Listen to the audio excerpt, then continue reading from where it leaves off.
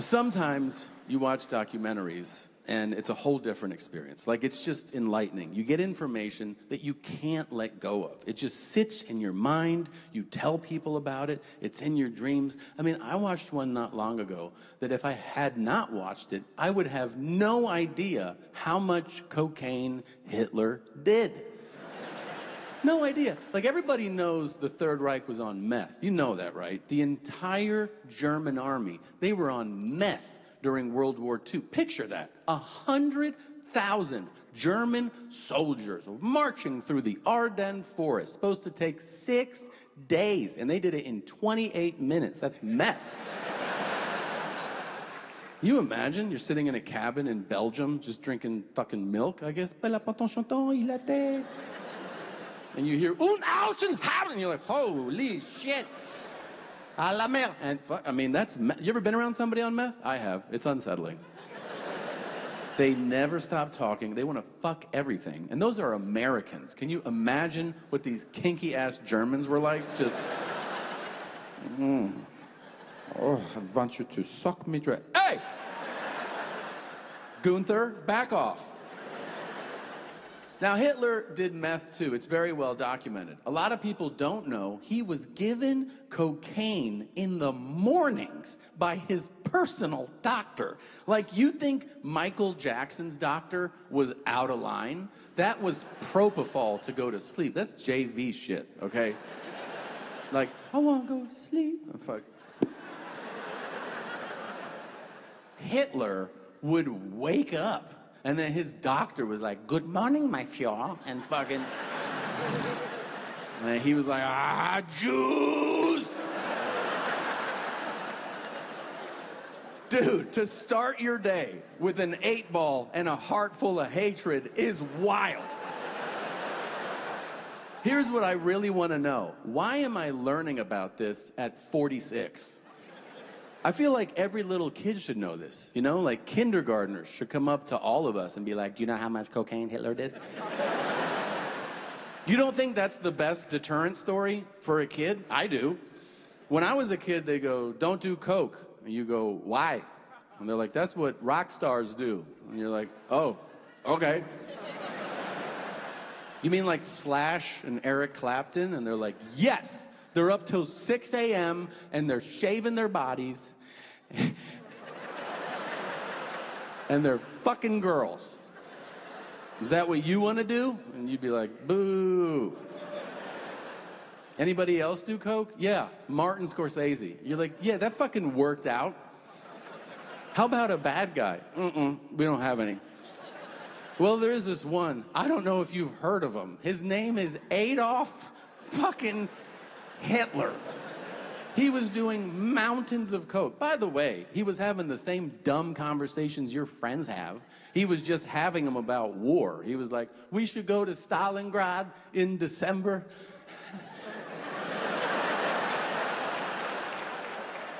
"And we'll fuck them up." "Hey, look at my mustache. I cut off the side."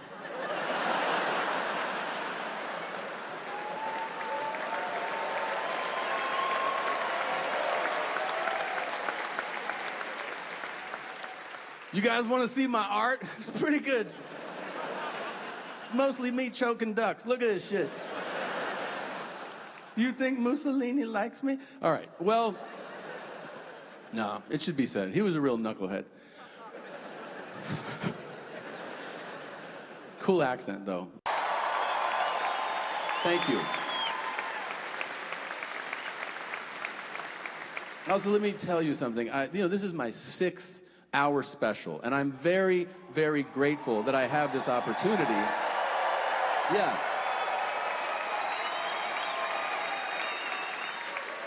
I tell people a lot, and it's true, that I really didn't think this was in the cards for me. You know, I didn't think about this ever when I started out in entertainment. I really thought the highlight of my career was many, many years ago when I booked the international campaign to be the spokesman for Subway. Now, that's a real thing. That really happened to me. It took 10 auditions. And when I got the call that I had booked this job, I had the same thought that many of you are probably having right now, which is, what about Jared, you know? Jared, the now former spokesman, was really prominent in advertising at this time. So when I got the call that I was the new spokesman, I asked them, I was like, wait, am I replacing Jared? And they were like, fuck no. See, if you don't know this man's story, he used to weigh 500 pounds. And he would go to his local Subway, and he would order a 6-inch turkey sub, and he'd go on long walks. And over the course of several years, he lost nearly 300 pounds. Well, Subway did a one-time commercial that was so successful, they named him the permanent spokesman. But the problem was...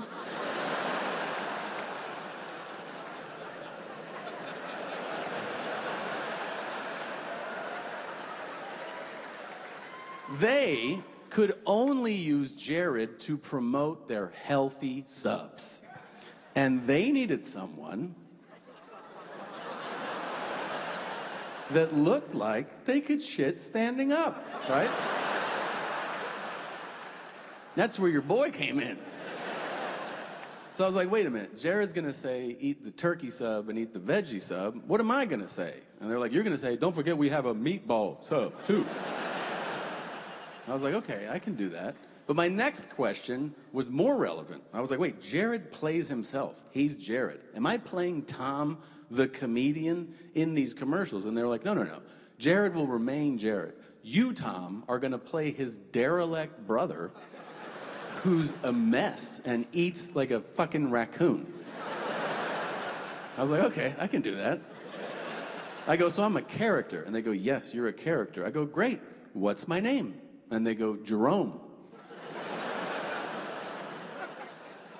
I took a beat, and I go, that's a black guy's name. And I'll never forget, the chief marketing officer of Subway looked me dead in my face, and he goes, anybody can be named Jerome. I go, yeah, anybody can be named Tanner. That's a fucking white guy's name, isn't it?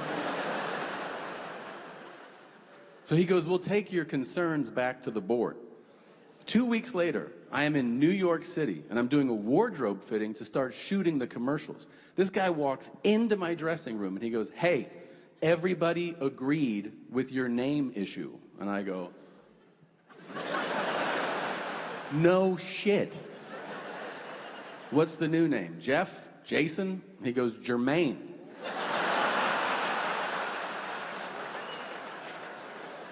I go, that is way blacker.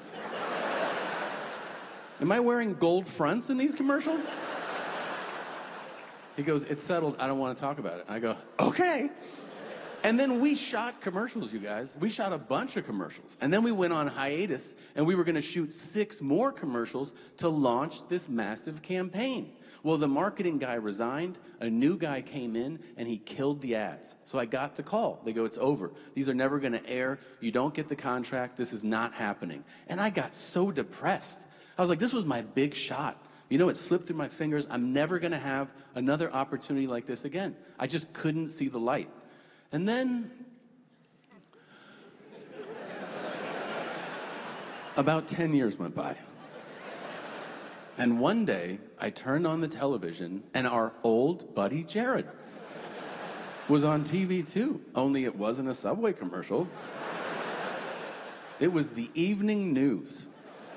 And they were reporting that Jared was being sentenced to 19 years in prison for child pornography.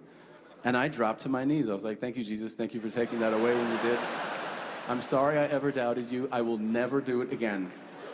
Because if that campaign had aired, it would have been 10 years of us doing commercials together, being on billboards together, doing public appearances together. And the day that awful news dropped about him, all of you would have seen me on the street and been like, hey, Germaine!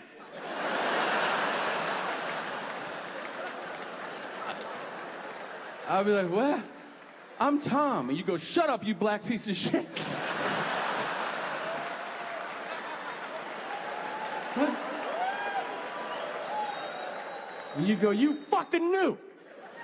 You fucking knew. And I go, I don't know anything. I don't know what to say, man. Eat fresh. I'm sorry. So I'm glad this worked out. This is way more fun. So thank you for being here. And yeah.